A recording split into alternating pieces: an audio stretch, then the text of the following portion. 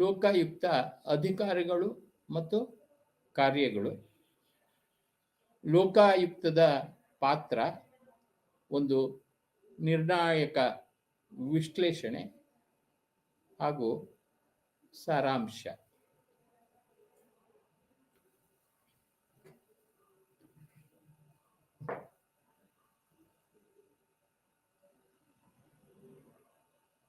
ಉದ್ದೇಶಗಳಿಗೆ ಬಂದಾಗ ನಾವು ಈ ಕೆಳಗಿನವುಗಳನ್ನು ಕಲಿಯುತ್ತಿದ್ದೇವೆ.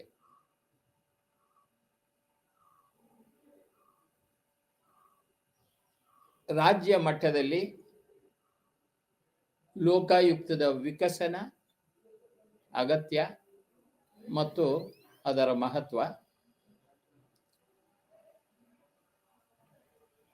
ಲೋಕಾಯುಕ್ತ ಸಂಸ್ಥೆಯ ಸಾಂಸ್ಥಿಕ ರಚನೆ,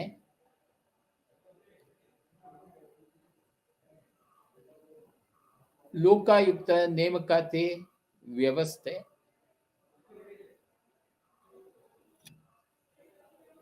ಲೋಕಾಯುಕ್ತದ ಅಧಿಕಾರಗಳು ಮತ್ತು ಕಾರ್ಯಗಳು, ಮತ್ತು ಕೊನೆಯದಾಗಿ ಸಾರ್ವಜನಿಕ ಕುಂದುಕೊರತೆಗಳ ಪರಿಹಾರದಲ್ಲಿ ಲೋಕಾಯುಕ್ತರ ಪಾತ್ರ ಏನು ಎಂಬುದನ್ನು ಇಂದು ನಾವು ಕಲಿಯುತ್ತಿದ್ದೇವೆ.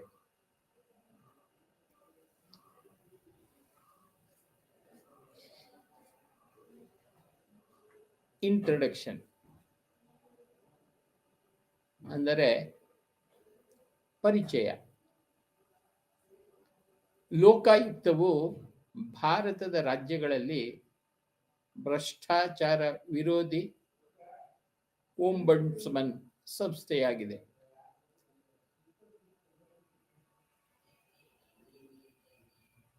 ಈ ಸಂದರ್ಭದಲ್ಲಿ ಲೋಕ್ಪಾಲ್ ಮತ್ತು ಲೋಕಾಯುಕ್ತ ಕಾಯ್ದೆ 2013 ಕೇಂದ್ರದಲ್ಲಿ ಲೋಕಪಾಲ ಸಂಸ್ಥೆಯ ಸ್ಥಾಪನೆಗೆ ದಾರಿ ಮಾಡಿಕೊಟ್ಟಿತು ಮತ್ತು ರಾಜ್ಯ ಮಟ್ಟದಲ್ಲಿ ಲೋಕಾಯುಕ್ತರು ವಿಚಾರಿಸಲು ಸಾರ್ವಜನಿಕ ಕಾರ್ಯಕರ್ತರ ವಿರುದ್ಧ ಭ್ರಷ್ಟಾಚಾರದ ಆರೋಪಗಳು ಬಂತು ಸಂಬಂಧಿತ ವಿಷಯಗಳಿಗಾಗಿ ಭ್ರಷ್ಟಾಚಾರವು ಒಂದು ಪ್ರಮುಖ ಸಮಸ್ಯೆಯಾಗಿದೆ. ರಾಷ್ಟ್ರದ ಸ್ಥಿರತೆ ಮತ್ತು ಭದ್ರತೆಗೆ ಇವೆಲ್ಲವೂ ಅಪಾಯವನ್ನು ಉಂಟು ಮಾಡುತ್ತವೆ ಎಂಬುದು ನಮಗೆಲ್ಲ ತಿಳಿದಿರುವ ಸತ್ಯ. ಸಾಮಾಜಿಕ, ಆರ್ಥಿಕ ಮತ್ತು ರಾಜಕೀಯ ಅಭಿವೃದ್ಧಿಗೆ ಇದು ಬೆದರಿಕೆ ಹಾಕುತ್ತದೆ ಮತ್ತು ನಮ್ಮಲ್ಲಿ ಇರುವ ಮೌಲ್ಯಗಳನ್ನು ದುರ್ಬಲಗೊಳಿಸುತ್ತದೆ. ಪ್ರಜಾಪ್ರಭುತ್ವ ಮತ್ತು ನೈತಿಕತೆ, ಅಸಮರ್ಥ ಆಡಳಿತ ಕಾರ್ಯವಿಧಾನ, ಆಡಳಿತದ ಪುರಾತನ ವಿಧಾನಗಳ ಮೂಲಕ ಅಸಮರ್ಥ ನಿರ್ವಹಣೆ ಹಾಗೂ ಸರ್ಕಾರಿ ಸಂಸ್ಥೆಗಳ ಕಾರ್ಯನಿರ್ವಹಣೆಯಲ್ಲಿ ಪಾರದರ್ಶಕತೆ, ಸ್ಪಂದಿಸುವಿಕೆ ಮತ್ತು ಹೊಣೆಗಾರಿಕೆಯ ಕೊರತೆ ಮತ್ತು ಪರಿಣಾಮಕಾರಿಯಲ್ಲದ ಸಾರ್ವಜನಿಕ ಸೇವಾ ವಿತರಣಾ ವ್ಯವಸ್ಥೆಯು ಸರ್ಕಾರಿ ಉಪಕ್ರಮಗಳ ಅಂತಿಮ ಫಲಿತಾಂಶದ ಮೇಲೆ ಈ ಪರಿಣಾಮ ಬೀರಿದೆ. ಆಡಳಿತದಲ್ಲಿನ ಭ್ರಷ್ಟ ಆಚರಣೆಗಳ ವಿಷಯದಲ್ಲಿ ಇದು ಹಾನಿಕಾರಕ ಪರಿಣಾಮವನ್ನು ಬೀರುತ್ತವೆ ಮತ್ತು ಭ್ರಷ್ಟಾಚಾರವು ನೈಸರ್ಗಿಕ ಫಲಿತಾಂಶವಾಗುತ್ತದೆ. ಕಾಯ್ದೆ ಜಾರಿಗೆ ಬರುವ ಮುಂಚೆಯೇ ಭಾರತದ ಅನೇಕ ರಾಜ್ಯಗಳು ಈಗಾಗಲೇ ಲೋಕಾಯುಕ್ತ ಸಂಸ್ಥೆಗಳನ್ನು ಸ್ಥಾಪಿಸಿದ್ದವು. ಈ ಘಟಕದಲ್ಲಿ ನಾವು ಅಗತ್ಯತೆ ಮತ್ತು ಮಹತ್ವವನ್ನು ಕೇಂದ್ರೀಕರಿಸುತ್ತಿದ್ದೇವೆ. ರಾಜ್ಯಗಳಲ್ಲಿ ಲೋಕಾಯುಕ್ತರು, ಲೋಕಾಯುಕ್ತರ ರಚನೆಯು ಒಂದು ರಾಜ್ಯದಿಂದ ಇನ್ನೊಂದು ರಾಜ್ಯಕ್ಕೆ ಭಿನ್ನವಾಗಿರುವುದನ್ನು ನಾವು ಗಮನಿಸಿದ್ದೇವೆ. ಹೀಗಾಗಿ ರಾಜ್ಯಗಳಲ್ಲಿನ ಲೋಕಾಯುಕ್ತರ ಸ್ಥಾನಮಾನವನ್ನು ಗಮನದಲ್ಲಿಟ್ಟುಕೊಂಡು ನಾವು ಲೋಕಾಯುಕ್ತದ ನೇಮಕಾತಿ ವ್ಯವಸ್ಥೆ, ಅಧಿಕಾರಾವಧಿ, ಅಧಿಕಾರ ವ್ಯಾಪ್ತಿ, ಸಾಂಸ್ಥಿಕ ರಚನೆಯನ್ನು ಚರ್ಚಿಸಲಿದ್ದೇವೆ. ಅವರ ಕೆಲಸವನ್ನು ವಿಶ್ಲೇಷಿಸಿ ಅಂತಹ ಯಾವುದೇ ವ್ಯವಸ್ಥೆ, ವಸ್ತುನಿಷ್ಠತೆ ಮತ್ತು ಕಾನೂನಿನ ನಿಯಮವನ್ನು ವ್ಯಕ್ತಿನಿಷ್ಠತೆ ಮತ್ತು ನಿಯಮದಿಂದ ಬದಲಾಯಿಸುತ್ತದೆ.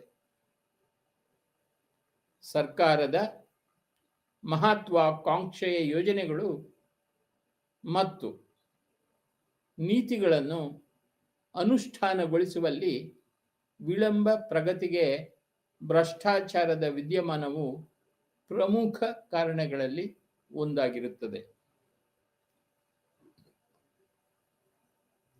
ಇದರ ಪರಿಣಾಮವಾಗಿ ಬೊಕ್ಕಸಕ್ಕೆ ದೊಡ್ಡ ಆದಾಯದ ನಷ್ಟವಾಗುತ್ತಿದೆ. ಆರ್ಥಿಕತೆ, ರಾಜಕೀಯ ಮತ್ತು ಸಮಾಜದ ಎಲ್ಲ ಹಂತಗಳಲ್ಲಿ ಭ್ರಷ್ಟ ಆಚರಣೆಗಳು ಹರಡುವುದರೊಂದಿಗೆ ಭ್ರಷ್ಟಾಚಾರದ ಅಸ್ತಿತ್ವವು ಸರ್ವತ್ರವಾಗಿದೆ. ಹೀಗಾಗಿ ಭಾರತದ ಮೊದಲ ಆಡಳಿತ ಸುಧಾರಣಾ ಆಯೋಗವು, ಅಂದರೆ ಅಡ್ಮಿನಿಸ್ಟ್ರೇಟಿವ್ ರಿಫಾರ್ಮ್ಸ್ ಕಮಿಷನ್, ನಾಗರಿಕರ ಕುಂದುಕೊರತೆಗಳ ಪರಿಹಾರಕ್ಕಾಗಿ ಲೋಕ್ಪಾಲ್ ಮತ್ತು ಲೋಕಾಯುಕ್ತ ಎಂದು ಎರಡು ವಿಶೇಷ ಪ್ರಾಧಿಕಾರಗಳನ್ನು ಸ್ಥಾಪಿಸಲು ಶಿಫಾರಸು ಮಾಡಿದೆ. ಲೋಕಪಾಲ ಮತ್ತು ಲೋಕಾಯುಕ್ತ ಕಾಯ್ದೆ 2013 ಪ್ರಾರಂಭವಾದ ದಿನಾಂಕದಿಂದ 365 ದಿನಗಳ ನಿರ್ದಿಷ್ಟ ಅವಧಿಯಲ್ಲಿ ರಾಜ್ಯ ಶಾಸಕಾಂಗದಿಂದ ಕಾನೂನನ್ನು ಜಾರಿಗೊಳಿಸುವ ಮೂಲಕ ಲೋಕಾಯುಕ್ತ ಸಂಸ್ಥೆಯನ್ನು ಸ್ಥಾಪಿಸುವ ಆದೇಶವನ್ನು ಒಳಗೊಂಡಿದೆ. ಈ ನಿಟ್ಟಿನಲ್ಲಿ ಕಾಯಿದೆಯು ತಮ್ಮ ಸ್ವಂತ ರಾಜ್ಯಗಳಲ್ಲಿ ಲೋಕಾಯುಕ್ತ ಕಾರ್ಯವಿಧಾನದ ಬಾಹ್ಯ ರೇಖೆಗಳನ್ನು ನಿರ್ಧರಿಸಲು ಅವಕಾಶ ಮತ್ತು ಸ್ವಾತಂತ್ರ್ಯವನ್ನು ಒದಗಿಸುತ್ತದೆ. ಕಾಯಿದೆ ಜಾರಿಗೆ ಬರುವ ಮುಂಚೆಯೇ ಭಾರತದ ಅನೇಕ ರಾಜ್ಯಗಳು ಈಗಾಗಲೇ ಲೋಕಾಯುಕ್ತ ಸಂಸ್ಥೆಗಳನ್ನು ಸ್ಥಾಪಿಸಿದ್ದವು ಎಂದು ಮೊದಲೇ ಹೇಳಿದ್ದೇವೆ. ಈ ಘಟಕದಲ್ಲಿ ನಾವು ರಾಜ್ಯಗಳಲ್ಲಿ ಲೋಕಾಯುಕ್ತರ ಅಗತ್ಯತೆ ಮತ್ತು ಮಹತ್ವವನ್ನು ಕೇಂದ್ರೀಕರಿಸುತ್ತವೆ. ಲೋಕಾಯುಕ್ತರ ರಚನೆಯು ಒಂದರಿಂದ ಭಿನ್ನವಾಗಿರುವುದನ್ನು ಗಮನಿಸಲಾಗಿದೆ. ರಾಜ್ಯದಿಂದ ಇತರ ರಾಜ್ಯಕ್ಕೆ, ಹೀಗಾಗಿ ರಾಜ್ಯಗಳಲ್ಲಿನ ಲೋಕಾಯುಕ್ತರ ಸ್ಥಾನಮಾನವನ್ನು ಗಮನದಲ್ಲಿಟ್ಟುಕೊಂಡು ನಾವು ನೇಮಕಾತಿ ವ್ಯವಸ್ಥೆ, ಅಧಿಕಾರಾವಧಿ, ಅಧಿಕಾರ ವ್ಯಾಪ್ತಿಯನ್ನು ಚರ್ಚಿಸುತ್ತೇವೆ. ಅವರ ಕಾರ್ಯನಿರ್ವಹಣೆಯನ್ನು ವಿಶ್ಲೇಷಿಸುತ್ತೇವೆ ಮತ್ತು ಲೋಕಾಯುಕ್ತದ ಸಾಂಸ್ಥಿಕ ರಚನೆಯನ್ನು ಅರ್ಥ ಮಾಡಿಕೊಳ್ಳುತ್ತಿದ್ದೇವೆ. Lokayukta evolution, need and significance, ಅಂದರೆ ಲೋಕಾಯುಕ್ತದ ವಿಕಾಸ, ಅಗತ್ಯ ಮತ್ತು ಮಹತ್ವ.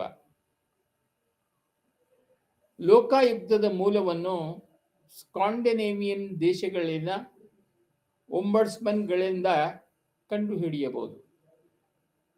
ಒಂಬಡ್ಸ್ಮನ್ ಅಂದರೆ ಅಧಿಕಾರಕ್ಕೆ ಸಂಬಂಧಪಟ್ಟಿದ್ದು. ಸಾಮಾನ್ಯವಾಗಿ ಯಾವುದೇ ರೀತಿಯ ದುರಾಡಳಿತದ ವಿರುದ್ಧ ನಾಗರಿಕರನ್ನು ರಕ್ಷಿಸಲು ನೇಮಕಗೊಂಡ ವ್ಯಕ್ತಿ ಎಂದು ಪರಿಗಣಿಸಲಾಗುತ್ತದೆ. 1809ರಲ್ಲಿ ಒಂಬಡ್ಸನ್ ಸಂಸ್ಥೆಯನ್ನು ಹೊಂದಿದ ಮೊದಲ ದೇಶ ಸ್ವೀಡನ್ ಆಗಿತ್ತು. ಆಡಳಿತ ವ್ಯವಸ್ಥೆಯನ್ನು ಭ್ರಷ್ಟಾಚಾರ ಮತ್ತು ದುಷ್ಕೃತ್ಯಗಳಿಂದ ಮುಕ್ತಗೊಳಿಸುವ ಸಿಟ್ಟಿನಲ್ಲಿ ಭಾರತ ಸರ್ಕಾರದ ಉಪಕ್ರಮಗಳು ಸರ್ಕಾರಕ್ಕೆ ಕಾರಣವಾಯಿತು. ಲೋಕಪಾಲ ಮತ್ತು ಲೋಕಾಯುಕ್ತ ಎಂಬ ಎರಡು ಭ್ರಷ್ಟಾಚಾರ ನಿಗ್ರಹ ದಳಗಳ ರಚನೆ ಈ ಸಂದರ್ಭದಲ್ಲಿ ಈ ಸಂಸ್ಥೆಗಳು ವಿಕಸನಗೊಂಡ ಐತಿಹಾಸಿಕ ಪ್ರಯಾಣವನ್ನು ಪತ್ತೆ ಹಚ್ಚಲು ಈ ಸಮಯ ಸೂಕ್ತವಾಗಿದೆ. ನಾಗರಿಕರ ಕುಂದುಕೊರತೆಗಳ ಪರಿಹಾರಕ್ಕಾಗಿ ಲೋಕಪಾಲ್ ಮತ್ತು ಲೋಕಾಯುಕ್ತ ಎಂದು ಗೊತ್ತುಪಡಿಸಿದ ಎರಡು ವಿಶೇಷ ಪ್ರಾಧಿಕಾರಗಳನ್ನು ಸ್ಥಾಪಿಸಲು ಮೊದಲ ARC ಶಿಫಾರಸು ಮಾಡಿದೆ. ಇಲ್ಲಿ ARC ಎಂದರೆ ಅಡ್ಮಿನಿಸ್ಟ್ರೇಟಿವ್ ರಿಫಾರ್ಮ್ಸ್ ಕಮಿಷನ್ ಎಂದು ನಾವು ತಿಳಿದುಕೊಳ್ಳಬೇಕಾಗುತ್ತದೆ. ಪ್ರಾಧಿಕಾರಗಳನ್ನು ಸ್ಥಾಪಿಸಲು ಮೊದಲ ಅಡ್ಮಿನಿಸ್ಟ್ರೇಟಿವ್ ರಿಫಾರ್ಮ್ಸ್ ಕಮಿಷನ್ ಶಿಫಾರಸು ಮಾಡಿದೆ. ಸ್ಕಾಂಡಿನೇವಿಯನ್ ದೇಶಗಳಲ್ಲಿ ಒಂಬರ್ಟ್ಸನ್ ಸಂಸ್ಥೆ ಮತ್ತು ನ್ಯೂಜಿಲೆಂಡಿನಲ್ಲಿ ತನಿಖಾ ಸಂಸದೀಯ ಆಯುಕ್ತರ ಮಾದರಿಯಲ್ಲಿ ಎರಡು ಮಹತ್ವದ ಸಂಸ್ಥೆಗಳನ್ನು ಸ್ಥಾಪಿಸಲಾಗಿತ್ತು. ಅಡ್ಮಿನಿಸ್ಟ್ರೇಟಿವ್ ರಿಫಾರ್ಮ್ಸ್ ಕಮಿಷನ್ನ ಶಿಫಾರಸುಗಳ ಪ್ರಕಾರ ಸ್ವತಂತ್ರವಾಗಿ ಮತ್ತು ನಿಷ್ಪಕ್ಷಪಾತವಾಗಿ ತನ್ನ ಕಾರ್ಯಗಳನ್ನು ನಿರ್ವಹಿಸಲು ಅನುವು ಮಾಡಿಕೊಡಲು ಲೋಕಾಯುಕ್ತವನ್ನು ಸ್ಥಿರ ಅಧಿಕಾರ ಅವಧಿಯೊಂದಿಗೆ ಶಾಸನಬದ್ಧ ಪ್ರಾಧಿಕಾರವಾಗಿ ರಚಿಸಲಾಗಿದೆ. ನೇಮಕಗೊಂಡ ವ್ಯಕ್ತಿ ಸಾಮಾನ್ಯವಾಗಿ ಮಾಜಿ ಹೈಕೋರ್ಟ್ ಮುಖ್ಯ ನ್ಯಾಯಮೂರ್ತಿ ಅಥವಾ ಮಾಜಿ ಸುಪ್ರೀಂ ಕೋರ್ಟ್ ನ್ಯಾಯಾಧೀಶರು. ಮಹಾರಾಷ್ಟ್ರ ರಾಜ್ಯವು 1972ರಲ್ಲಿ ಲೋಕಾಯುಕ್ತ ಸಂಸ್ಥೆಯನ್ನು ರಚಿಸಿತು. ನಂತರ ರಾಜಸ್ಥಾನ 1973ರಲ್ಲಿ ಹಾಗೂ ಉತ್ತರ ಪ್ರದೇಶ 1975ರಲ್ಲಿ ಹಾಗೂ ಮಧ್ಯಪ್ರದೇಶ ಇತ್ಯಾದಿ ಕೆಲವು ರಾಜ್ಯಗಳು ಲೋಕಾಯುಕ್ತ ಮತ್ತು ಉಪಲೋಕಾಯುಕ್ತಕ್ಕೆ ಅವಕಾಶ ಮಾಡಿ ಕೊಟ್ಟಿದ್ದಾರೆ. ಎರಡನೇ ಆಡಳಿತ ಸುಧಾರಣಾ ಆಯೋಗವು ಅಂದರೆ ಸೆಕೆಂಡ್ ಅಡ್ಮಿನಿಸ್ಟ್ರೇಟಿವ್ ರಿಫಾರ್ಮ್ಸ್ ಕಮಿಷನ್ ತನ್ನ ವರದಿಯಲ್ಲಿ ಆಡಳಿತದಲ್ಲಿ ನೈತಿಕತೆ ಎಂಬ ಶೀರ್ಷಿಕೆಯಡಿಯಲ್ಲಿ ಲೋಕಾಯುಕ್ತವು ಬಹು ಸದಸ್ಯ ಸಂಸ್ಥೆಯಾಗಿದ್ದು ಅಧ್ಯಕ್ಷರಾಗಿ ನ್ಯಾಯಾಂಗ ಸದಸ್ಯರಾಗಿ ರುಜುವಾತುಗಳನ್ನು ಹೊಂದಿರುವ ಪ್ರಖ್ಯಾತ ನ್ಯಾಯಶಾಸ್ತ್ರಜ್ಞ ಮತ್ತು ಹೆಸರಾಂತ ಆಡಳಿತಗಾರರನ್ನು ಒಳಗೊಂಡಿರಬೇಕು ಎಂದು ಶಿಫಾರಸು ಮಾಡಿದೆ. ರಾಜ್ಯ ಜಾಗೃತ ಆಯೋಗದ ಮುಖ್ಯಸ್ಥರು ಪದನಿಮಿತ್ತ ಸದಸ್ಯರಾಗಿ ಮುಖ್ಯಮಂತ್ರಿ, ಹೈಕೋರ್ಟ್ನ ಮುಖ್ಯ ನ್ಯಾಯಮೂರ್ತಿ ಮತ್ತು ವಿಧಾನಸಭೆಯ ವಿರೋಧ ಪಕ್ಷದ ನಾಯಕರನ್ನು ಒಳಗೊಂಡ ಸಮಿತಿಯು ಲೋಕಾಯುಕ್ತದ ಅಧ್ಯಕ್ಷರನ್ನು ಸುಪ್ರೀಂ ಕೋರ್ಟಿನ ನಿವೃತ್ತ ನ್ಯಾಯಮೂರ್ತಿಗಳು ಅಥವಾ ಹೈಕೋರ್ಟ್ನ ನಿವೃತ್ತ ಮುಖ್ಯ ನ್ಯಾಯಮೂರ್ತಿಗಳ ಸಮಿತಿಯಿಂದ ಆಯ್ಕೆ ಮಾಡಬೇಕಾಗಿದೆ. ಅದೇ ಸಮಿತಿಯು ಪ್ರಖ್ಯಾತ ನ್ಯಾಯಶಾಸ್ತ್ರಜ್ಞರು, ನಿರ್ವಾಹಕರ ಪೈಕಿ ಎರಡನೇ ಸದಸ್ಯರನ್ನು ಆಯ್ಕೆ ಮಾಡಬೇಕಾಗುತ್ತದೆ. ಆದಾಗ್ಯೂ ಸೆಕೆಂಡ್ ಅಡ್ಮಿನಿಸ್ಟ್ರೇಟಿವ್ ರಿಫಾರ್ಮ್ಸ್ ಕಮಿಷನ್ ಯಾವುದೇ ಉಪ ಲೋಕಾಯುಕ್ತರ ನೇಮಕಾತಿಯನ್ನು ಬೆಂಬಲಿಸುವುದಿಲ್ಲ. ಇದಲ್ಲದೆ ಲೋಕಾಯುಕ್ತದ ಅಧಿಕಾರ ವ್ಯಾಪ್ತಿಯು ಭ್ರಷ್ಟಾಚಾರವನ್ನು ಒಳಗೊಂಡಿರುವ ಅಂತಹ ಪ್ರಕರಣಗಳಿಗೆ ಸಾಮಾನ್ಯ ಸಾರ್ವಜನಿಕ ಕುಂದುಕೊರತೆಗಳ ವಿಷಯಗಳನ್ನು ಅದರ ವ್ಯಾಪ್ತಿಯಿಂದ ಹೊರಗಿಡಲಾಗುತ್ತವೆ ಎಂಬ ಅಂಶವನ್ನು ಎರಡನೇ ಅಡ್ಮಿನಿಸ್ಟ್ರೇಟಿವ್ ರಿಫಾರ್ಮ್ಸ್ ಕಮಿಷನ್ ಒತ್ತಿ ಹೇಳುತ್ತದೆ. ಪ್ರಕರಣ ತನಿಖೆಗಾಗಿ ಲೋಕಾಯುಕ್ತ ತನ್ನದೇ ಆದ ಸ್ವತಂತ್ರ ಸಂಸ್ಥೆಯನ್ನು ಹೊಂದಿರಬೇಕು ಎಂದು ಹೇಳುತ್ತದೆ. ರಾಜ್ಯಪಾಲರು ಸಾಂವಿಧಾನಿಕವಾಗಿ ಸರಿಯಾಗಿದ್ದರೂ ಸಹ ರಾಜ್ಯ ಸರ್ಕಾರದ ಸಕ್ರಿಯ ಸಹಕಾರವನ್ನು ಕೋರುವ ಮತ್ತು ಪಡೆಯುವಲ್ಲಿ ವಿಶೇಷವಾಗಿ ಉಲ್ಲೇಖಿಸಲಾದ ಪ್ರಕರಣಗಳನ್ನು ನಿರ್ಧರಿಸಲು ಅಗತ್ಯವಾದ ಮಾಹಿತಿ ಮತ್ತು ದಾಖಲೆಗಳನ್ನು ಪಡೆಯುವಲ್ಲಿ ಲೋಕಾಯುಕ್ತದ ಮುಂದೆ ಸಮಸ್ಯೆ ಉದ್ಭವಿಸಬಹುದು. ಅಂತೆಯೇ ಲೋಕಾಯುಕ್ತರ ಶಿಫಾರಸುಗಳ ಮೇಲೆ ಕೈಗೊಳ್ಳಬೇಕಾದ ಕ್ರಮಗಳಿಗೆ ರಾಜ್ಯ ಸರ್ಕಾರದ ಸಹಕಾರ ಮತ್ತು ಬೆಂಬಲದ ಅಗತ್ಯ ಇದ್ದೇ ಇರುತ್ತದೆ. ದುರಾಡಳಿತ ಮತ್ತು ಆಡಳಿತಾತ್ಮಕ ಅನ್ಯಾಯದ ಸಂಬಂಧಿತ ಸಮಸ್ಯೆಗಳನ್ನು ಎದುರಿಸಲು ಮೊದಲ ಅಡ್ಮಿನಿಸ್ಟ್ರೇಟಿವ್ ರಿಫಾರ್ಮ್ಸ್ ಕಮಿಷನ್ ಸೂಚಿಸಿದ ರೀತಿಯಲ್ಲಿ ಭಾರತದ ರಾಜ್ಯಗಳಾದ್ಯಂತ ಏಕರೂಪವಾಗಿ ಲೋಕಾಯುಕ್ತವನ್ನು ಜಾರಿಗೆ ತರಲು ಸಂವಿಧಾನದ ತಿದ್ದುಪಡಿಯನ್ನು ಪ್ರಸ್ತಾಪಿಸಲಾಗಿದೆ.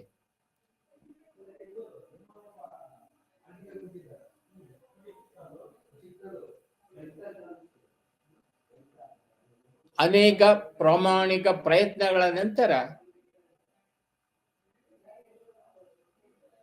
ರಾಜ್ಯಗಳು ಮಾದರಿ ಶಾಸನ ಮಾದರಿಯಲ್ಲಿ ಎಲ್ಲ ಲೋಕಾಯುಕ್ತರಿಗೆ ಸಾಮಾನ್ಯ ಮಾದರಿಯನ್ನು ಅಳವಡಿಸಿಕೊಳ್ಳುವ ಪ್ರಸ್ತಾವನೆಯು ಕಾಣಿಸಿಕೊಂಡಿತು. ಆದಾಗ್ಯೂ ಈ ಉಪಕ್ರಮವನ್ನು ರಾಜ್ಯ ಸರ್ಕಾರಗಳು ನಿರ್ಬಂಧಿಸಿದವು ಹೊರತು ಕೇಂದ್ರ ಸರ್ಕಾರವು ಮುನ್ನಡೆ ಸಾಧಿಸುತ್ತದೆ ಮತ್ತು ರಾಜ್ಯಗಳ ಒಪ್ಪಿಗೆಯನ್ನು ಗೆಲ್ಲುತ್ತದೆ ಅಂತಹ ಏಕರೂಪತೆಯು ಕಾರ್ಯರೂಪಕ್ಕೆ ಬರುವ ಸಾಧ್ಯತೆ ಇಲ್ಲ. ಅದೇನೇ ಇದ್ದರೂ ಕ್ಷೇತ್ರದ ತಜ್ಞರು ಕೆಳಗೆ ತಿಳಿಸಿದ ಸಲಹೆಗಳಿಗೆ ಗಂಭೀರವಾದ ಗಮನದ ಅಗತ್ಯವಿದೆ ಎಂದು ಹೇಳಿರುವುದುಂಟು.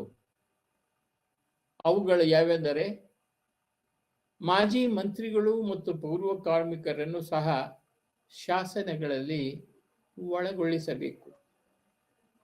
ಮುಖ್ಯಮಂತ್ರಿಗಳು ಏಕರೂಪವಾಗಿ ಲೋಕಾಯುಕ್ತ ಅಧಿಕಾರ ವ್ಯಾಪ್ತಿಗೆ ಬರಬೇಕು.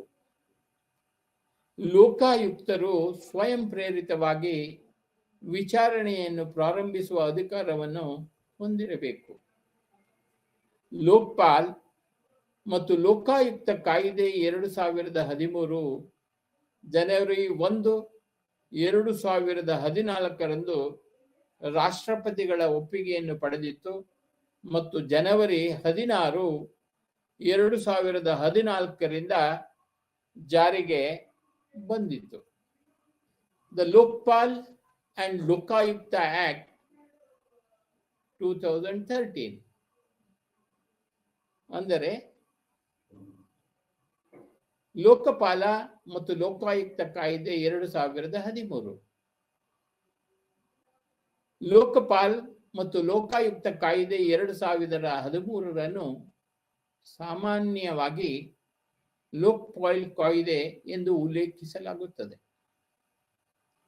ಒಕ್ಕೂಟಕ್ಕೆ ಲೋಕ್ಪಾಲ್ ಸ್ಥಾಪನೆಗೆ ಅವಕಾಶ ಕಲ್ಪಿಸಲು ಪ್ರಯತ್ನಿಸುತ್ತದೆ ಮತ್ತು ಸರ್ಕಾರಿ ಅಧಿಕಾರಿಗಳ ವಿರುದ್ಧದ ದುರಾಡಳಿತ ಮತ್ತು ಅಥವಾ ಭ್ರಷ್ಟಾಚಾರದ ಆರೋಪಗಳ ವಿಚಾರಣೆಗೆ ರಾಜ್ಯಕ್ಕೆ ಲೋಕಾಯುಕ್ತ.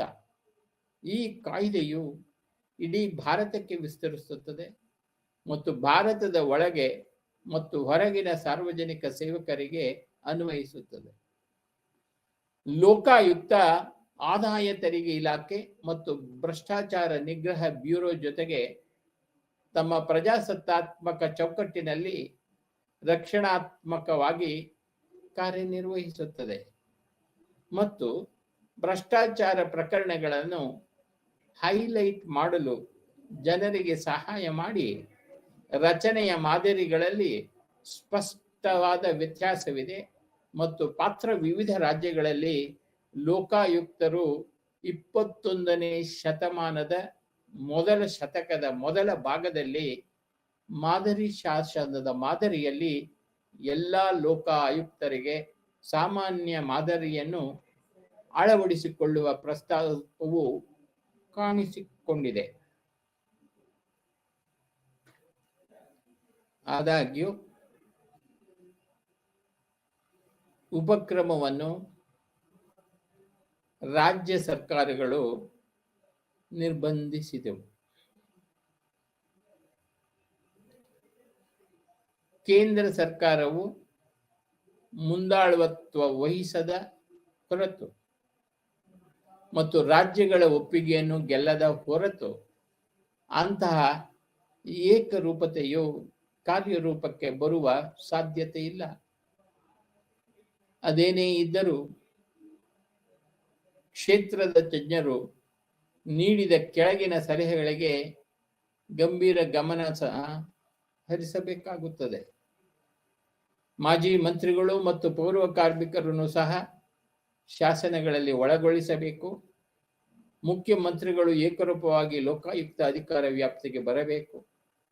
ಲೋಕಾಯುಕ್ತರು ಸ್ವಯಂ ಪ್ರೇರಿತವಾಗಿ ವಿಚಾರಣೆಯನ್ನು ಪ್ರಾರಂಭಿಸುವ ಅಧಿಕಾರವನ್ನು ಹೊಂದಿರಬೇಕು. ಲೋಕಾಯುಕ್ತರು ತಮ್ಮದೇ ಆದ ಸ್ವತಂತ್ರ ತನಿಖಾ ಸಂಸ್ಥೆಗಳನ್ನು ಹೊಂದಿರಬೇಕು ಅಥವಾ ಅವರು ತನಿಖೆಯನ್ನು ಇತರ ಏಜೆನ್ಸಿಗಳಿಗೆ ವಹಿಸಿದಾಗ ಇವುಗಳನ್ನು ತ್ವರಿತವಾಗಿ ನಡೆಸಬೇಕು ಎಂದು ಹೇಳಲಾಗಿದೆ.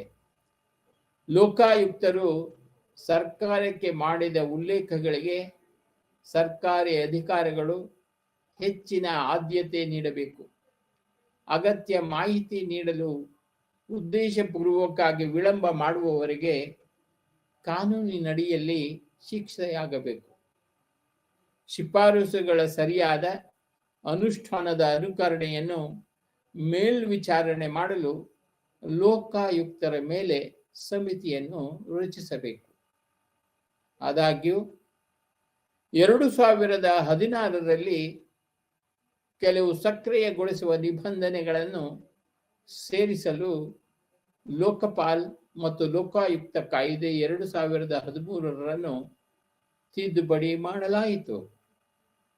ಒಂದು ನಿಬಂಧನೆಯ ವಿರೋಧ ಪಕ್ಷದ ಏಕೈಕ ದೊಡ್ಡ ಪಕ್ಷದ ನಾಯಕ ಲೋಕ ಆಯುಕ್ತರನ್ನು ಆಯ್ಕೆ ಮಾಡಲು ರಚಿತವಾದ ಆಯ್ಕೆ ಸಮಿತಿಯ ಸದಸ್ಯರಾಗಿ ಅಸೆಂಬ್ಲಿ ಇರುತ್ತದೆ. ಪಾರದರ್ಶಕತೆಯನ್ನು ಮತ್ತಷ್ಟು ಖಚಿತಪಡಿಸಿಕೊಳ್ಳಲು ಸಾರ್ವಜನಿಕ ಸೇವಕರು ತಮ್ಮ ಆಸ್ತಿ ಮತ್ತು ಹೊಣೆಗಾರಿಕೆಗಳ ಘೋಷಣೆಯನ್ನು ಮಾಡಬೇಕಾಗಿರುತ್ತದೆ. ಲೋಕಾಯುಕ್ತದ ಸಾಂಸ್ಥಿಕ ರಚನೆ. ಲೋಕಾಯುಕ್ತ ರಚನೆಯು ಎಲ್ಲ ರಾಜ್ಯಗಳಲ್ಲಿ ಏಕರೂಪದ ಮಾದರಿಯನ್ನು ಅನುಸರಿಸುವುದಿಲ್ಲ. ರಾಜಸ್ಥಾನ, ಕರ್ನಾಟಕ, ಆಂಧ್ರ ಪ್ರದೇಶ ಮತ್ತು ಮಹಾರಾಷ್ಟ್ರದಂತಹ ಕೆಲವು ರಾಜ್ಯಗಳು ಲೋಕಾಯುಕ್ತವನ್ನು ರಚಿಸಿದವು ಮತ್ತು ಉಪಲೋಕಾಯುಕ್ತವನ್ನು ರಚಿಸಿದರೆ ಉತ್ತರ ಪ್ರದೇಶ ಮತ್ತು ಹಿಮಾಚಲ ಪ್ರದೇಶದಂತಹ ಕೆಲವು ಲೋಕಾಯುಕ್ತವನ್ನು ಮಾತ್ರ ರಚಿಸಿವೆ. ಜಮ್ಮು ಮತ್ತು ಕಾಶ್ಮೀರದಲ್ಲಿ ಲೋಕಾಯುಕ್ತ ಅಥವಾ ಉಪಲೋಕಾಯುಕ್ತ ಇಲ್ಲ. ಲೋಕಾಯುಕ್ತ ಮತ್ತು ಉಪಲೋಕಾಯುಕ್ತಕ್ಕೆ ಸಮಯ ಮಾಡಲು ಮಧ್ಯಪ್ರದೇಶದ ಸಂಸ್ಥೆಯನ್ನು ಕೆಳಗಿನ 4 ಕ್ರಿಯಾತ್ಮಕ ವಿಭಾಗಗಳಾಗಿ ವಿಂಗಡಿಸಲಾಗಿದೆ. ಅವುಗಳೆಂದರೆ ಅಡ್ಮಿನಿಸ್ಟ್ರೇಟಿವ್ ಅಂಡ್ ಎನ್ಕ್ವೈರಿ ಸೆಕ್ಷನ್, ಅಂದರೆ ಆಡಳಿತಾತ್ಮಕ ಮತ್ತು ವಿಚಾರಣೆ ವಿಭಾಗ. ಈ ವಿಭಾಗವು ಕಾರ್ಯದರ್ಶಿಯ ನೇತೃತ್ವದಲ್ಲಿದೆ. ಅವರ ಹಿರಿಯ IAS ಅಧಿಕಾರಿ ಮತ್ತು ಇಡೀ ಸಂಸ್ಥೆಗೆ ವಿಭಾಗದ ಮುಖ್ಯಸ್ಥರಾಗಿ ಅವರು ಕಾರ್ಯನಿರ್ವಹಿಸುತ್ತಾರೆ. ಒಬ್ಬ ಉಪ ಕಾರ್ಯದರ್ಶಿ, ಒಬ್ಬ ಅಧೀನ ಕಾರ್ಯದರ್ಶಿ, ಒಬ್ಬ ಲೆಕ್ಕಪತ್ರ ಅಧಿಕಾರಿ ಹಾಗೂ ಸೆಕ್ಷನ್ ಅಧಿಕಾರಿಗಳು ಮತ್ತು ಅಧೀನ ಸಿಬ್ಬಂದಿ ಅವರಿಗೆ ಸಹಾಯ ಮಾಡುತ್ತಾರೆ. ಎರಡನೆಯದು ಲೀಗಲ್ ಸೆಕ್ಷನ್, ಅಂದರೆ ಕಾನೂನು ವಿಭಾಗ. ಕಾನೂನು ವಿಚಾರಣೆಗಳನ್ನು ನಡೆಸುವಲ್ಲಿ ಲೋಕಾಯುಕ್ತ ಮತ್ತು ಉಪ ಲೋಕಾಯುಕ್ತರಿಗೆ ಸಮಯ ಮತ್ತು ಜಿಲ್ಲಾ ನ್ಯಾಯಾಧೀಶರ ಶ್ರೇಣಿಯ ಅಧಿಕಾರಿಗಳನ್ನು ಕಾನೂನು ಸಲಹೆಗಾರರನ್ನಾಗಿ ಮತ್ತು ಮುಖ್ಯ ಮ್ಯಾಜಿಸ್ಟ್ರೇಟ್ ಶ್ರೇಣಿಯ ಅಧಿಕಾರಿಯನ್ನು ಡಿವೈ ಆಗಿ ನಿಯೋಜಿಸಲಾಗಿದೆ. ಕಾನೂನು ಸಲಹೆಗಾರ ಅವರು ಹೈಕೋರ್ಟ್ನಿಂದ ಡೆಪ್ಯುಟೇಷನ್ ಅಲ್ಲಿ ಇರುತ್ತಾರೆ. ಸ್ಪೆಷಲ್ ಪೊಲೀಸ್ ಎಸ್ಟಾಬ್ಲಿಷ್ಮೆಂಟ್, ವಿಶೇಷ ಪೊಲೀಸ್ ಸ್ಥಾಪನೆ ಅಂದರೆ SPE. ಸ್ಪೆಷಲ್ ಪೊಲೀಸ್ ಎಸ್ಟಾಬ್ಲಿಷ್ಮೆಂಟ್ ಅನ್ನು ಸಾರ್ವಜನಿಕ ಆಡಳಿತದ ಮೇಲೆ ಪರಿಣಾಮ ಬೀರುವ ಕೆಲವು ಅಪರಾಧಗಳ ತನಿಖೆಗಾಗಿ ಮತ್ತು ಕೇಂದ್ರ ಕಾಯ್ದೆಯಾದ ಭ್ರಷ್ಟಾಚಾರ ತಡೆ ಕಾಯ್ದೆಯ ನಿಬಂಧನೆಗಳ ಅಡಿಯಲ್ಲಿ ಬರುತ್ತದೆ. ಮಧ್ಯಪ್ರದೇಶದ ಡೈರೆಕ್ಟರ್ ಜನರಲ್ ಮತ್ತು ಹೆಚ್ಚುವರಿ ಪೊಲೀಸ್ ಮಹಾನಿರ್ದೇಶಕರ ಶ್ರೇಣಿಯಲ್ಲಿರುವ ಮಹಾನಿರ್ದೇಶಕರು ಇದರ ನೇತೃತ್ವ ವಹಿಸುತ್ತಾರೆ. ಅವರಿಗೆ inspector general of police, deputy inspector general of police, ಅಧೀಕ್ಷಕರು, ಉಪ ಪೊಲೀಸ್ ವರಿಷ್ಠಾಧಿಕಾರಿಗಳು, ಇನ್ಸ್ಪೆಕ್ಟರ್ಗಳು ಮತ್ತು ಇತರ ಶ್ರೇಣಿಯ ಪುರುಷರು ಸಹಾಯ ಮಾಡುತ್ತಾರೆ. ಮಧ್ಯಪ್ರದೇಶದ ಸ್ಪೆಷಲ್ ಪೊಲೀಸ್ ಎಸ್ಟಾಬ್ಲಿಷ್ನ ತನಿಖಾ ಉಸ್ತುವಾರಿ ಲೋಕಾಯುಕ್ತಕ್ಕೆ ಇರುತ್ತದೆ ಎಂಬುದನ್ನು ಗಮನಿಸಬೇಕಾಗುತ್ತದೆ. ಟೆಕ್ನಿಕಲ್ ಸೆಲ್ ಅಂದರೆ ತಾಂತ್ರಿಕ ಕೋಶ. ತಾಂತ್ರಿಕ ಕೋಶವು ತಾಂತ್ರಿಕ ಸ್ವಭಾವದ ವಿಚಾರಣೆಗಳೊಂದಿಗೆ ವ್ಯವಹರಿಸುತ್ತದೆ. ಇದು ಮುಖ್ಯ ಇಂಜಿನಿಯರ್ ನೇತೃತ್ವದಲ್ಲಿರುತ್ತದೆ. ಅವರ ಅಡಿಯಲ್ಲಿ ಕಾರ್ಯನಿರ್ವಾಹಕ ಇಂಜಿನಿಯರ್ಗಳು, ಸಹಾಯಕ ಇಂಜಿನಿಯರ್ಗಳು ಮತ್ತು ತಾಂತ್ರಿಕ ಸಹಾಯಕರು ಯಾವಾಗಲೂ ಇರುತ್ತಾರೆ. ಡಿಸ್ಟ್ರಿಕ್ಟ್ ವಿಜಿಲೆನ್ಸ್ ಕಮಿಟೀಸ್, ಜಿಲ್ಲಾ ಜಾಗೃತ ಸಮಿತಿಗಳು, 7 ವಿಭಾಗೀಯ ಸಮಿತಿಗಳು ಇವೆ. ಇದು ಲೋಕಾಯುಕ್ತ ಅಥವಾ ಉಪ ಲೋಕಾಯುಕ್ತರಿಂದ ಅವರಿಗೆ ಉಲ್ಲೇಖಿಸಲಾದ ದೂರುಗಳನ್ನು ವಿಚಾರಣೆ ಮಾಡುತ್ತದೆ ಮತ್ತು ಸಂಬಂಧಪಟ್ಟ ಪ್ರಾಧಿಕಾರಕ್ಕೆ ವರದಿ ಸಲ್ಲಿಸಬೇಕಾಗುತ್ತದೆ. ಅಪಾಯಿಂಟ್ಮೆಂಟ್ ಆಫ್ ಲೋಕಾಯುಕ್ತ, ಲೋಕಾಯುಕ್ತರ ನೇಮಕಾತಿ.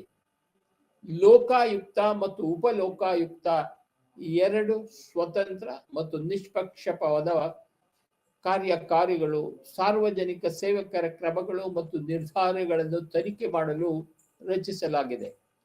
ಈ ಪದಾಧಿಕಾರಿಗಳನ್ನು ಸಮಾನವಾಗಿ ನಡೆಸಲಾಗುತ್ತದೆ. ಸುಪ್ರೀಂ ಕೋರ್ಟ್ ಮತ್ತು ಉಚ್ಚ ನ್ಯಾಯಾಲಯದ ನ್ಯಾಯಾಧೀಶರೊಂದಿಗೆ ಮತ್ತು ಶಾಸಕಾಂಗ ಮತ್ತು ಕಾರ್ಯಾಂಗದಿಂದ ಇವರೆಲ್ಲರೂ ಸ್ವತಂತ್ರವಾಗಿರುತ್ತಾರೆ.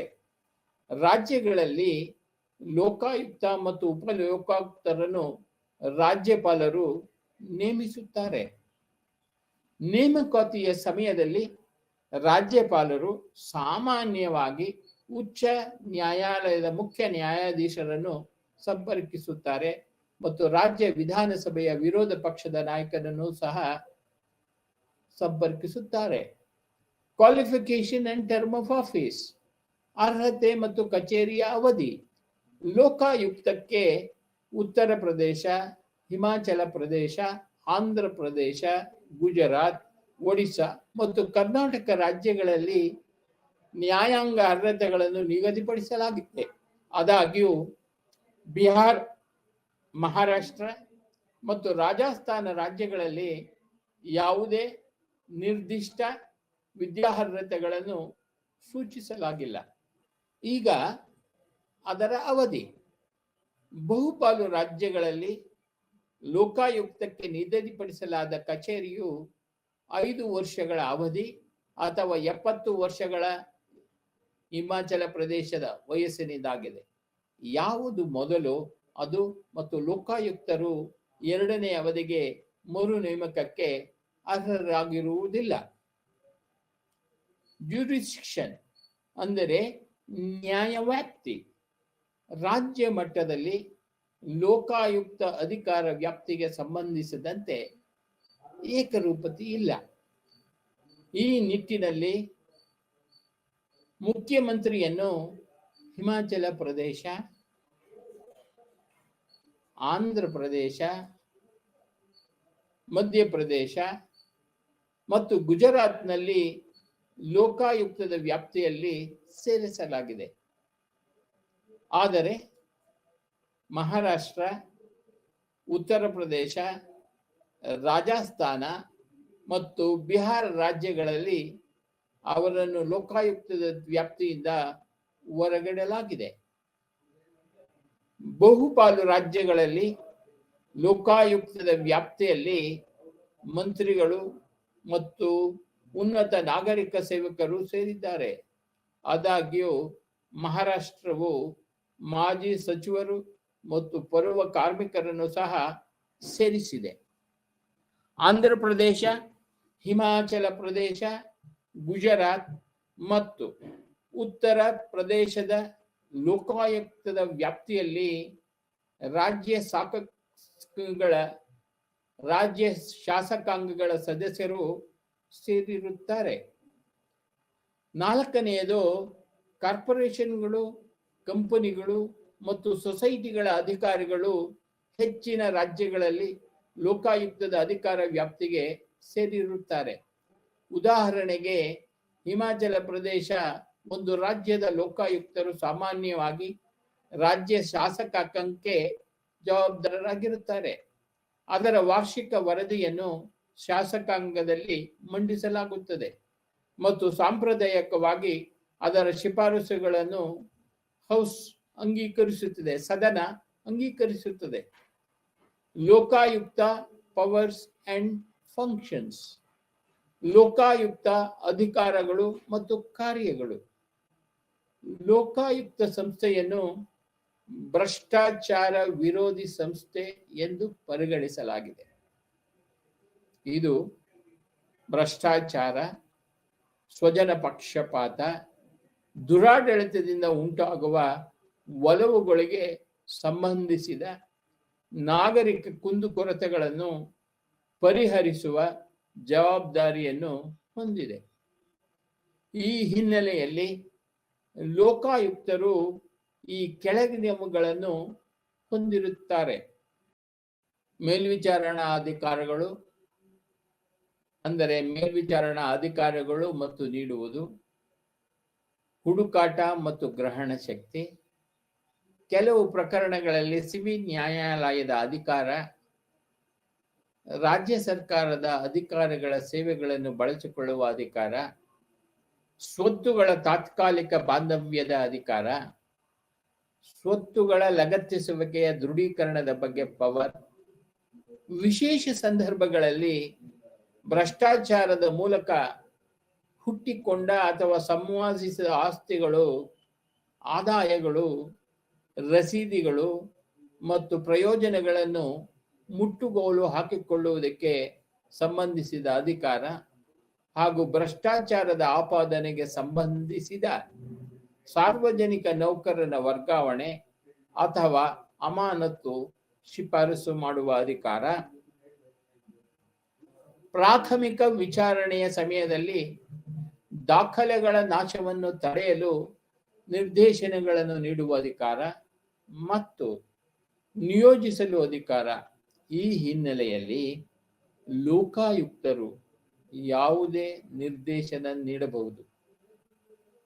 ಅದರ ಮೇಲೆ ನೀಡಲಾದ ಆಡಳಿತಾತ್ಮಕ ಅಥವಾ ಹಣಕಾಸಿನ ಅಧಿಕಾರವನ್ನು ಅದರ ಅಧಿಕಾರಿಯು ಚಲಾಯಿಸಬಹುದು ಅಥವಾ ಮತ್ತು ಬಿಡುಗಡೆಯೂ ಮಾಡಬಹುದು.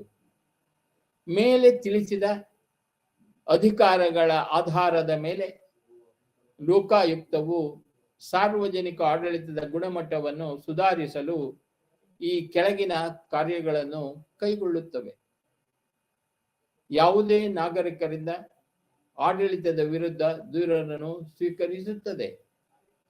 ಆರೋಪಿತ ವ್ಯಕ್ತಿ ಅಥವಾ ವ್ಯಕ್ತಿಗಳ ದೇಹದ ವಿರುದ್ಧದ ದೂರನ್ನು ಸ್ವೀಕರಿಸುತ್ತದೆ. ಲೋಕಾಯುಕ್ತರ ದೂರುದಾರರಿಗೆ ಸರಿಯಾಗಿ ಮಾಹಿತಿ ನೀಡಿದ ನಂತರ ಸಮರ್ಥಿಸಿಕೊಳ್ಳಲು ಅವಕಾಶವನ್ನು ಒದಗಿಸುತ್ತದೆ. ಲೋಕಾಯುಕ್ತವು ವಿಶೇಷ ತನಿಖಾ ಸಂಸ್ಥೆಗಳ ನೆರವು ಪಡೆದು ಆರೋಪಿಯ ವಿರುದ್ಧ ಸತ್ಯಾಂಶಗಳ ಆಧಾರದ ಮೇಲೆ ನ್ಯಾಯಯುತ ಮತ್ತು ನಿಷ್ಪಕ್ಷಪಾತ ತನಿಖೆಗಳನ್ನು ನಡೆಸುತ್ತದೆ. ಲೋಕಾಯುಕ್ತರು ದೂರಿನ ಸಿಂಧುತ್ವದಿಂದ ತೃಪ್ತರಾಗಿದ್ದರೆ ಸಕ್ಷಮ ಪ್ರಾಧಿಕಾರಕ್ಕೆ ಲಿಖಿತ ಕೋರಿಕೆಯ ಮೂಲಕ ಅವರು ಅವರ ಪ್ರಸ್ತಾವನೆಯನ್ನು ಶಿಫಾರಸು ಮಾಡಬಹುದಾಗಿದೆ. ಲೋಕಾಯುಕ್ತಕ್ಕೆ ಪ್ರತ್ಯೇಕ ಕಚೇರಿ, ಸಿಬ್ಬಂದಿ ಮತ್ತು ಬಡ್ಜೆಟ್ ಇದ್ದು ನಿಷ್ಪಕ್ಷಪಾತ ತನಿಖೆ ನಡೆಸಲು ಇದು ಅತ್ಯಗತ್ಯ. ಕೆಲವೊಮ್ಮೆ ಅವರು ವಿಚಾರಣೆ ನಡೆಸಲು ಮತ್ತು ದಾಖಲೆಗಳಿಗೆ ಪ್ರವೇಶವನ್ನು ಪಡೆಯಬಹುದು. ಅವರು ತನಿಖೆ ನಡೆಸುತ್ತಿರುವ ಸರ್ಕಾರಿ ಸಂಸ್ಥೆಗಳನ್ನು ಪರಿಶೀಲಿಸುವ ಮತ್ತು ಭೇಟಿ ನೀಡುವ ಅಧಿಕಾರವನ್ನು ಹೊಂದಿದ್ದಾರೆ. ಆದರೆ ಹಲವು ರಾಜ್ಯಗಳಲ್ಲಿ ಲೋಕಾಯುಕ್ತರು ಎಂಬುದು ಗಮನಾರ್ಹ.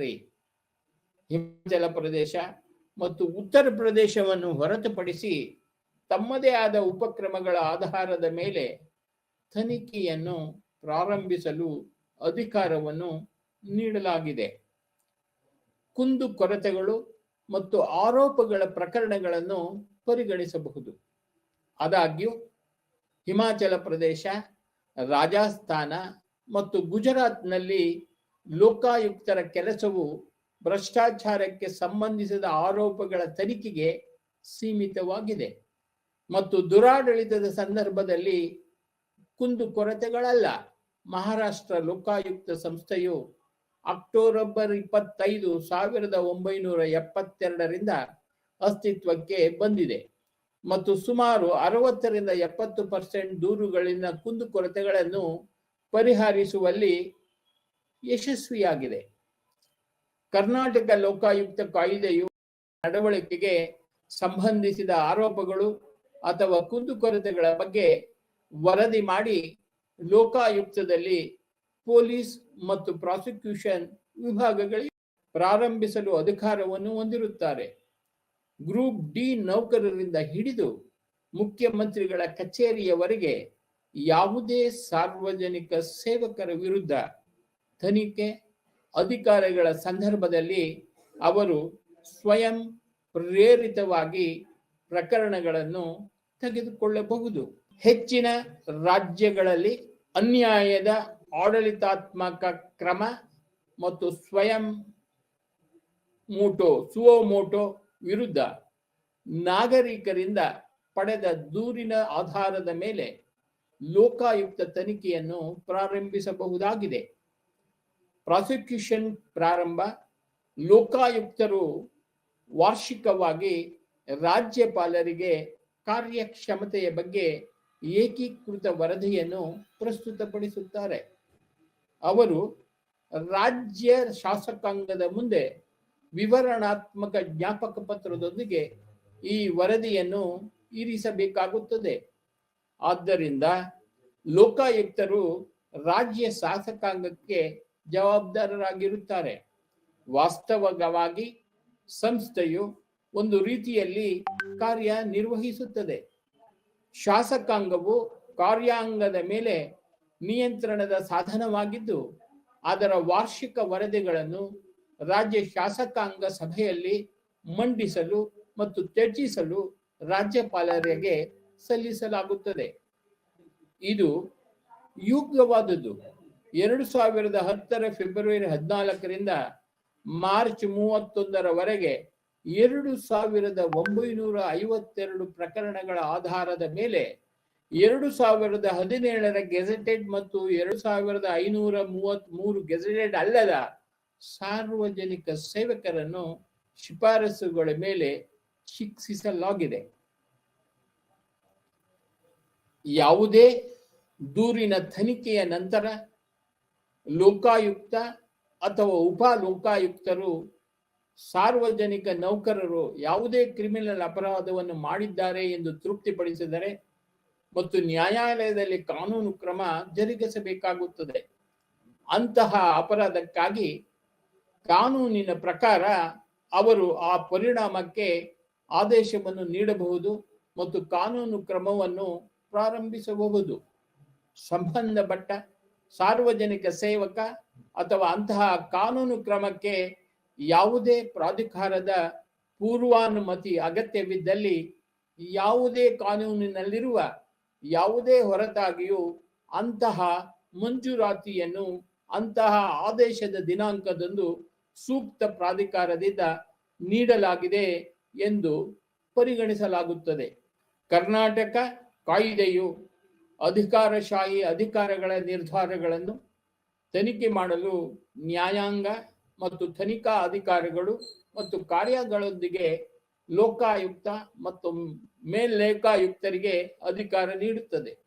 ಆದರೆ ಕೆಲವು ಸರ್ಕಾರಿ ಅಧಿಕಾರಿಗಳು ಲೋಕಾಯುಕ್ತ ಮತ್ತು ವ್ಯಾಪ್ತಿಗೆ ಬರುವುದಿಲ್ಲ. ಲೋಕಾಯುಕ್ತ ಅವರು ನ್ಯಾಯಾಧೀಶರು, ವಿಧಾನಸಭೆ ಸ್ಪೀಕರ್, ಮುಖ್ಯ ಚುನಾವಣಾ ಆಯುಕ್ತರು, ಕರ್ನಾಟಕ ಲೋಕಸೇವಾ ಆಯೋಗದ ಅಧ್ಯಕ್ಷರು ಮತ್ತು ಸದಸ್ಯರು ಎಂದೆಲ್ಲ ಹೇಳಲಾಗಿದೆ. ಅವರು ಈ ವರದಿಯನ್ನು ರಾಜ್ಯ ಶಾಸಕಾಂಗದ ಮುಂದೆ ವಿವರಣಾತ್ಮಕ ಜ್ಞಾಪಕ ಪತ್ರದೊಂದಿಗೆ ಇರಿಸುತ್ತಾರೆ.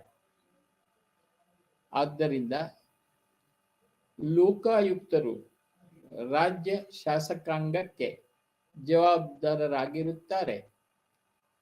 ವಾಸ್ತವವಾಗಿ ಸಂಸ್ಥೆಯು ಶಾಸಕಾಂಗದಿಂದ ಕಾರ್ಯಾಂಗದ ಮೇಲೆ ನಿಯಂತ್ರಣದ ಸಾಧನವಾಗಿ ಕಾರ್ಯನಿರ್ವಹಿಸುತ್ತದೆ.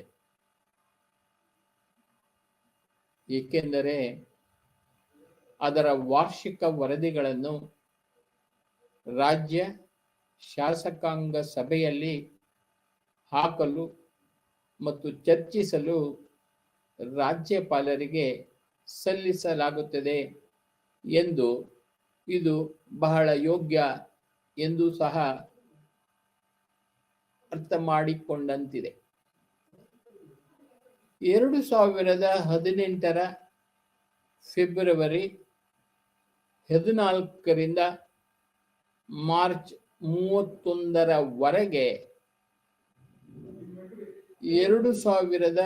2952 ಪ್ರಕರಣಗಳ ಆಧಾರದ ಮೇಲೆ 2017 ಗೆಜೆಟೆಡ್ ಮತ್ತು 2533 ಗೆಜೆಟೆಡ್ ಅಲ್ಲದ ಸಾರ್ವಜನಿಕ ಸೇವಕರನ್ನು ಶಿಫಾರಸುಗಳ ಮೇಲೆ ಶಿಕ್ಷಿಸಲಾಗಿದೆ. ವಿಚಾರಣೆ ನಡೆಸಲು ಅವರು ರಾಜ್ಯ ತನಿಖಾ ಸಂಸ್ಥೆಗಳ ಸಹಾಯವನ್ನು ತೆಗೆದುಕೊಳ್ಳುತ್ತಾರೆ. ಈ ಪ್ರಕ್ರಿಯೆಯಲ್ಲಿ ಇಲಾಖೆಗಳಿಂದ ಸಂಬಂಧಿತ ಕಡತಗಳು, ಶಿಫಾರಸುಗಳು ಕೇವಲ ಸಲಹಾ ಮಾತ್ರವೇ ಹೊರತು ಸರ್ಕಾರಕ್ಕೆ ಬದ್ಧವಾಗಿಲ್ಲ ಎಂಬುದನ್ನು ನಾವು ಗಮನಿಸಬೇಕಾಗುತ್ತದೆ. 9.6 role of Lokayukta, a critical analysis. ಲೋಕಾಯುಕ್ತದ ಪಾತ್ರ ಒಂದು ವಿಮರ್ಶಾತ್ಮಕ ವಿಶ್ಲೇಷಣೆ. ಲೋಕೋಪಯೋಗಿ, ಆರೋಗ್ಯ, ನೀರಾವರಿ, ನಾಗರಿಕ ಸರಬರಾಜು, ಪುರಸಭೆಗಳು ಮತ್ತು ಸಹಕಾರ ಸಂಘಗಳ ಇಲಾಖೆಗಳಿಗೆ ಸಂಬಂಧಿಸಿದಂತೆ ಹೆಚ್ಚಿನ ಸಂಖ್ಯೆಯ ದೂರುಗಳು ಬಂದಿವೆ ಎಂದು ಲೋಕಾಯುಕ್ತರ ವರದಿಗಳು ತೋರಿಸುತ್ತವೆ. ಈ ನಿಟ್ಟಿನಲ್ಲಿ ಕೆಲವೊಮ್ಮೆ ರಾಜ್ಯ ಲೋಕಾಯುಕ್ತರಿಗೆ ಮಾಡಿದ ಪೀಡಿತ ನಾಗರಿಕರಿಂದ ನಿಜವಾದ ದೂರುಗಳನ್ನು ನ್ಯಾಯವ್ಯಾಪ್ತಿ, ಅನಾಮಧೇಯತೆ ಮತ್ತು ಕ್ಷುಲ್ಲಕತೆಯ ಕೊರತೆಯಿಂದಾಗಿ ತಿರಸ್ಕರಿಸಲಾಗುತ್ತದೆ. ಮತ್ತೊಂದೆಡೆ ಲೋಕಾಯುಕ್ತರಿಂದ ಸಮರ್ಪಕ ಮಾಹಿತಿ ಇಲಾಖೆಗಳು ಮತ್ತು ರಾಜ್ಯ ತನಿಖಾ ಸಂಸ್ಥೆಗಳು ಪರಿಣಾಮವಾಗಿ ಲೋಕಾಯುಕ್ತರಿಗೆ ಸಲ್ಲಿಸಲಾದ ದೂರುಗಳು ತ್ವರಿತವಾಗಿ ತೆರವುಗೊಳ್ಳುವುದಿಲ್ಲ. ಹೀಗಾಗಿ ನಾಗರಿಕರಿಗೆ ತ್ವರಿತ ನ್ಯಾಯ ಸಿಗುತ್ತಿಲ್ಲ.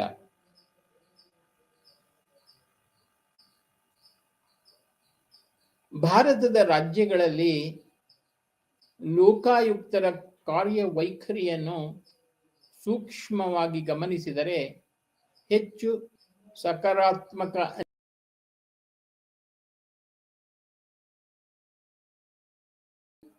ಕೆಲವು ರಾಜ್ಯಗಳಲ್ಲಿ ಒಟ್ಟಾರೆ ಕಾರ್ಯಕ್ಷಮತೆಯು ತೃಪ್ತಿಕರವಾಗಿಲ್ಲ. ಅದರ ಕಾರ್ಯ ಚಟುವಟಿಕೆಗೆ ಸಂಬಂಧಿಸಿದಂತೆ ಒಂದು ಸಂಬಂಧಿತ ಸಮಸ್ಯೆಯು ಸಿಗ್ನಲ್ನಿಂದ ಅಡ್ಡಿಯಾಗುತ್ತದೆ. ಲೋಕಾಯುಕ್ತ ಸಂಸ್ಥೆಯು ಭ್ರಷ್ಟಾಚಾರದ ದೂರುಗಳನ್ನು ನೋಡಿಕೊಳ್ಳುವುದರ ಜೊತೆಗೆ ದುರಾಡಳಿತದ ಸಮಸ್ಯೆಗಳೊಂದಿಗೆ ವ್ಯವಹರಿಸುತ್ತದೆ. ಇದು ಅವರ ದಕ್ಷ ಕಾರ್ಯನಿರ್ವಹಣೆಯ ಮೇಲೆ ನಕಾರಾತ್ಮಕ ಪರಿಣಾಮ ಬೀರುತ್ತದೆ. ಬಹಳಷ್ಟು ಮಾಡಬಹುದಿತ್ತು ಮತ್ತು ಇನ್ನೂ ಹೆಚ್ಚಿನದನ್ನು ತಪ್ಪಿಸಬೇಕಾಗಿತ್ತು ಎಂಬ ವಾಡಿಕೆ ಇದೆ. ಪ್ರಸ್ತುತ ಕಾಲವು ಲೋಕಾಯುಕ್ತ ಸಂಸ್ಥೆಯು ಹೆಚ್ಚುತ್ತಿರುವ ಜನಪ್ರಿಯತೆಗೆ ಸಾಕ್ಷಿಯಾಗಿದೆ. ಇದು ಸರ್ಕಾರಿ ಚಟುವಟಿಕೆಗಳ ಬೃಹತ್ ವಿಸ್ತರಣೆಯ ಕಾರಣದಿಂದಾಗಿರಬಹುದು ಮತ್ತು ಭ್ರಷ್ಟ ಆಚರಣೆಗಳು ಮತ್ತಷ್ಟು ಭ್ರಷ್ಟಾಚಾರವು ಆರ್ಥಿಕ ವಿರೋಧಿ ಬೆಳವಣಿಗೆಯಾಗಿದೆ. ಇದು ಅಭಿವೃದ್ಧಿಯ ಮೇಲೆ ಪರಿಣಾಮ ಬೀರುತ್ತಲಿದೆ ಮತ್ತು ಕೆಲವು ಭ್ರಷ್ಟ ಸರ್ಕಾರಿ ಅಧಿಕಾರಿಗಳು ಸಹ ರಾಷ್ಟ್ರದ ಭದ್ರತೆಗೆ ಅಪಾಯವನ್ನು ಉಂಟು ಮಾಡುತ್ತಿದ್ದಾರೆ. ಹೀಗಾಗಿ ಸಾರ್ವಜನಿಕ ವ್ಯವಹಾರಗಳಲ್ಲಿ ಹೆಚ್ಚಿನ ಪಾರದರ್ಶಕತೆ ಮತ್ತು ಸಾಮರ್ಥ್ಯವನ್ನು ಖಚಿತಪಡಿಸಿಕೊಳ್ಳಲು ಹೆಚ್ಚುವರಿ ಕ್ರಮಗಳನ್ನು ಸೂಚಿಸಲಾಗಿದೆ. ನವೆಂಬರ್ 2012ರಲ್ಲಿ 11ನೇ ಅಖಿಲ ಭಾರತ ಲೋಕಾಯುಕ್ತ ಸಮ್ಮೇಳನದ ಮುಕ್ತಾಯದ ನಂತರ 16 ಲೋಕಾಯುಕ್ತರು ಭಾರತ ಸರ್ಕಾರಕ್ಕೆ ಈ ಕೆಳಗಿನ ಶಿಫಾರಸುಗಳನ್ನು ಕಳುಹಿಸಿದ್ದಾರೆ. ಎಲ್ಲ ಭ್ರಷ್ಟಾಚಾರ ದೂರುಗಳನ್ನು ಸ್ವೀಕರಿಸಲು ಲೋಕಾಯುಕ್ತವನ್ನು ನೋಡಲ್ ಏಜೆನ್ಸಿಯನ್ನಾಗಿ ಮಾಡಬೇಕು. ರಾಜ್ಯ ಮಟ್ಟದ ತನಿಖಾ ಸಂಸ್ಥೆಗಳ ಮೇಲೆ ಲೋಕಾಯುಕ್ತ ಅಧಿಕಾರ ವ್ಯಾಪ್ತಿಗೆ ಒಪ್ಪಿಸಬೇಕು. ಅಧಿಕಾರಶಾಹಿಗಳನ್ನು ಲೋಕಾಯುಕ್ತರ ವ್ಯಾಪ್ತಿಗೆ ತರಲು ಒಪ್ಪಿಕೊಳ್ಳಬೇಕು. ಶೋಧನೆ ಮತ್ತು ವಶಪಡಿಸಿಕೊಳ್ಳುವ ಅಧಿಕಾರಿಗಳನ್ನು ಮತ್ತು ಅವಹೇಳನ ಪ್ರಕ್ರಿಯೆಗಳನ್ನು ಪ್ರಾರಂಭಿಸುವ ಅಧಿಕಾರಿಗಳನ್ನು ಒಪ್ಪಿಕೊಳ್ಳಬೇಕು. ಉತ್ತಮ ಕಾರ್ಯನಿರ್ವಹಣೆಗಾಗಿ ಲೋಕಾಯುಕ್ತಕ್ಕೆ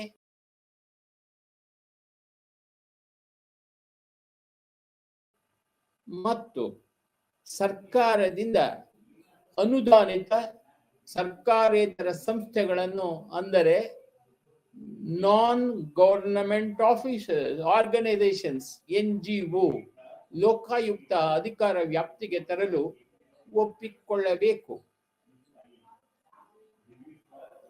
ಲೋಕಪಾಲ ಮತ್ತು ಲೋಕಾಯುಕ್ತ ಕಾಯ್ದೆ 2013 ಬಹುಶಃ ಸ್ವತಂತ್ರ ಭಾರತದ ಇತಿಹಾಸದಲ್ಲಿ ಸಂಸತ್ತಿನ ಒಳಗೆ ಮತ್ತು ಹೊರಗೆ ವ್ಯಾಪಕವಾಗಿ ಚರ್ಚಿಸಲ್ಪಟ್ಟ ಏಕೈಕ ಶಾಸನವಾಗಿದೆ ಮತ್ತು ಪರಿಣಾಮಕಾರಿ ಸಂಸ್ಥೆಯನ್ನು ಹೊಂದುವ ಅಗತ್ಯತೆಯ ಬಗ್ಗೆ ಸಾರ್ವಜನಿಕರಲ್ಲಿ